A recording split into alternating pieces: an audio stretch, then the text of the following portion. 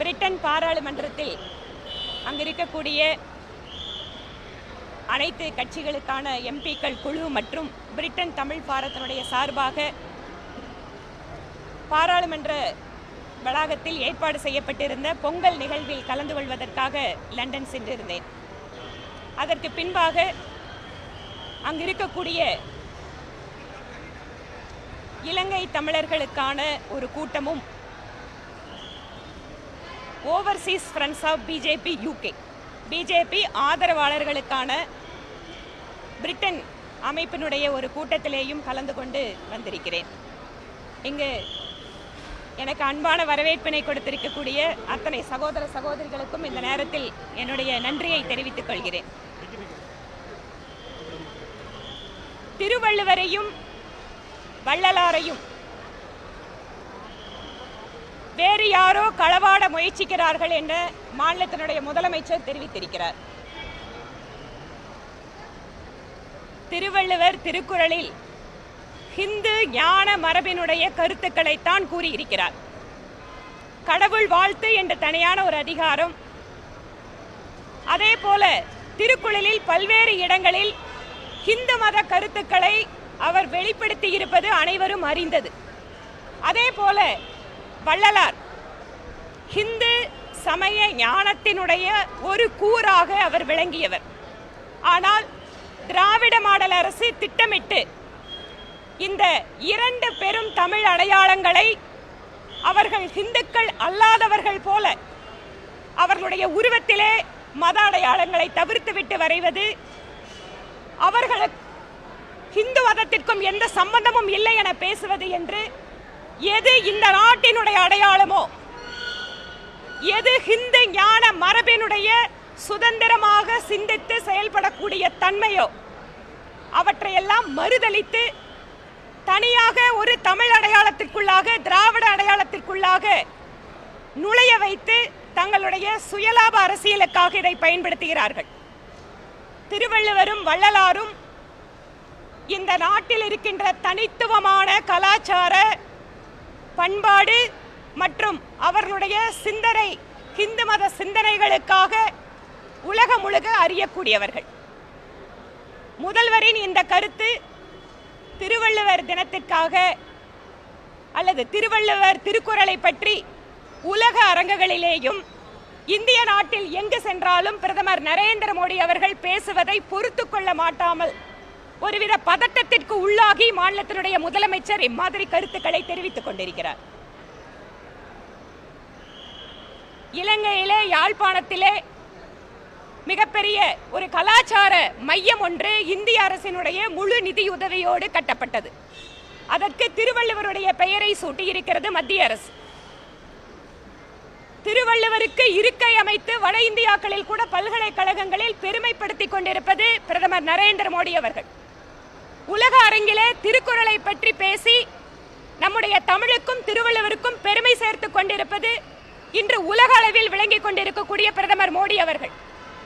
ஆனால் திராவிட மாடல் அரசு என்று சொல்லிக் கொண்டிருக்கக்கூடிய திமுக அரசு தமிழருக்கான மரபு அடையாளங்களை சமத்துவ பொங்கல் என்கின்ற பெயரிலே சீரழிக்க நினைக்கிறது. இதை நாங்கள் வன்மையாக கண்டிக்கிறோம். ஏனென்றால் சமத்துவ பொங்கல் யார் வேணாலும் கொண்டாடலாம், அதில் தவறில்லை. ஆனால் பொங்கலுக்கான அடையாளம் என்பது என்ன? இன்று ஜல்லிக்கட்டு விழாவின் போது கூட கோயிலில் இருந்துதான் காளைகள் அவிழ்த்து விடப்படுகிறது. கோயில பூஜை பண்ணதுக்கு அப்புறம் தான் ஜல்லிக்கட்டு ஆரம்பிக்குது. ஆக கோயில் என்பதும் ஹிந்து மத பண்டிகைக்கான அடையாளங்கள் என்பதும் பொங்கலோடு பொங்கல் பண்டிகையோடு இரண்டர கலந்தது. திமுக அரசு ஹிந்து மதத்திற்கு மேல் இருக்கக்கூடிய வெறுப்பின் காரணமாக இந்த அடையாளங்களை மறைத்து வேறேதோ விதத்தில் சமத்துவ பொங்கல் என மக்கள் முன்பாக அவர்கள் வேறு ஒரு உருவத்தை வரைய நினைக்கிறார்கள். அதை ஒருபோதும் மக்கள் ஏற்றுக்கொள்ளப் போவதில்லை.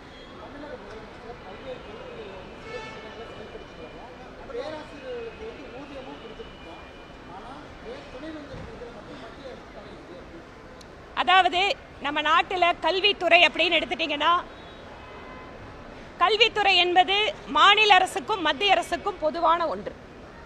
குறிப்பாக உயர் கல்வித்துறை என்பது அதிகமாக மத்திய அரசின் நிதியுதவியினால் நடத்தப்படக்கூடியது. ஆக இந்த கல்வி நிறுவனங்களை உருவாக்குகின்ற பொழுது சட்டத்திட்டத்தின் போது அதுல தேவைப்படக்கூடிய ஒரு பாதுகாப்பு அம்சங்களை வைத்திருக்கிறார்கள். இதற்கு முன்பாக துணைவேந்தர் நியமனம் என்பது எப்படியெல்லாம் பணம் பெற்றுக்கொண்டு அல்லது அதில் பல்வேறு விதமான முறைகேடுகள் நடந்திருக்கிறது என்று பல்வேறு வழக்குகளே இருக்கு. ஆனால் மத்தியிலே பாஜக ஆட்சி அமைந்ததற்கு பின்பாக கல்வித்துறை என்பது முழுவதும் சுதந்திரமாக சிறந்த கல்வியாளர்களை வைத்து நடத்தப்பட வேண்டும் என்பதில் உறுதியாக இருக்கிறது. இதுல எந்த இடத்துல அவங்களுக்கு மாநில அரசுக்கும் மத்திய அரசுக்கும் அந்த புரிதல்ல எங்க சிக்கல் வருதுன்னு கேட்டீங்கன்னா, கவர்னர் மீது தனிப்பட்ட தாக்குதலை திமுக அரசு நடத்தி கொண்டிருக்கிறது. கவர்னர் அப்படிங்கிறவர் ஒரு வேந்தர், ஆனால் அவரை தரக்குறைவாக விமர்சிப்பதும் ஒரு கட்சி அரசியலுக்குள்ளாக அவருடைய கருத்துக்களை இழுத்து வருவதுமாக அரசியல் செய்வது திமுக அரசு.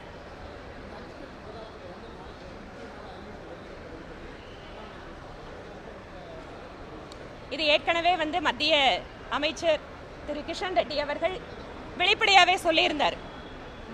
நாங்க மத்திய அரசு நீங்க மாநில அரசினுடைய ஒப்புதலின் காரணமாக அதை கொடுத்தோம், மாநில அரசு இதுல நீங்க முடிவெடுங்க அப்படின்னு அவரு சொல்லியிருந்தாரு.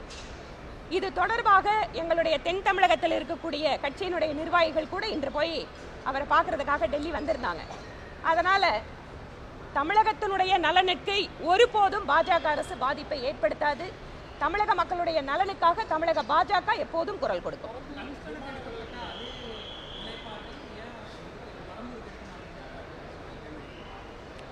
திரு விஜய் அவர்களுக்கு மாநில தலைவர் அண்ணாமலை அவர்கள் நேற்றே பதில் சொல்லி இருக்காரு. விமான நிலையத்துக்கு சென்னையில் இடம் எங்க இருக்கு சொல்லுங்க. இன்றைக்கு எந்த ஒரு புதிதான வேலை வாய்ப்பை உருவாக்கினாலும் கட்டமைப்பு வசதிகளுக்காக நிலம் தேவைப்படுகிறது. இன்றைக்கு நம்மளுக்கு வளர்ச்சி அப்படிங்கும் போது இந்த நிலம் இல்லாமல் வளர்ச்சி அப்படிங்கிறது இல்லை. ஆனால் அதே சமயம் விவசாயிகளுடைய நலனை பாதிக்கின்ற வளர்ச்சி அப்படிங்கிறத நாங்க எடுத்துக்கிறது இல்லை. ஆனா ஏதாவது ஒரு இடத்துல விமான நிலையம் தேவைப்படுகிறது. நீங்க எங்க கோயம்புத்தூரை எடுத்துக்கோங்க. கோயம்புத்தூரோட விமான நிலைய விரிவாக்கத்திற்கு எத்தனை வருஷமா போராடிட்டு இருக்கோம். இன்றைக்கு கேரளாவில் இருக்கக்கூடிய கொச்சி விமான நிலையத்துக்கு கோயம்புத்தூர்ல இருக்கக்கூடிய மக்கள் எல்லாம் அங்க போய் எடுக்கக்கூடிய அளவுக்கு வந்தாச்சு. அதனால ஒரு பக்கம் என்ன நினைக்கிறோம், விமான நிலையம் வந்தால் இளைஞர்களுக்கு வேலை வாய்ப்பு, புதிதாக தொழில் நிறுவனங்கள், இதை பேலன்ஸ் பண்ணி நம்ம எப்பவுமே முடிவெடுக்கணும். அதனால் திரு விஜய் அவர்கள் ஏதாவது ஒரு புதிதான விஷயத்தை மக்கள்கிட்ட பரபரப்பை ஏற்படுத்த முடியுமான்னு நினைக்கிறாரான்னு தெரியல. ஆனால் வளர்ச்சி அப்படின்னு வரும்போது கட்டமைப்பு வசதிகளை ஏற்படுத்தி ஆக வேண்டும். அதற்கு அவர் கட்சியிடம் அவரிடம் என்ன தீர்வு என்பதை ஊடகக்காரங்க நீங்க கேட்டு சொல்லுங்க.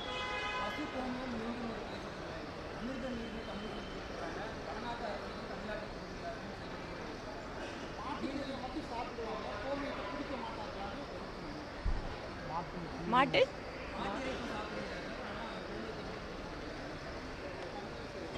இங்க பாருங்க, இதெல்லாம் ஒவ்வொருத்தரோட தனிப்பட்ட விருப்பம். உங்களுக்கு மருத்துவ காரணம் இருக்கா, பிடிச்சிருக்கா, இல்ல சாப்பிட்றீங்களா, இந்த சாப்பிட்ற விஷயங்கள் எல்லாமே தனிப்பட்ட சாய்ஸ். இதுல கட்சி எங்க விதத்துல அதுல பேச முடியும்? எல்லாத்துக்கும் அவங்கவங்க தனிப்பட்ட உரிமையை மதிக்கணும், அவ்வளவுதான். செய்திகளை உடனுக்குடனும் துல்லியமாகவும் தெரிந்து கொள்ள சப்ஸ்கிரைப் பண்ணுங்க.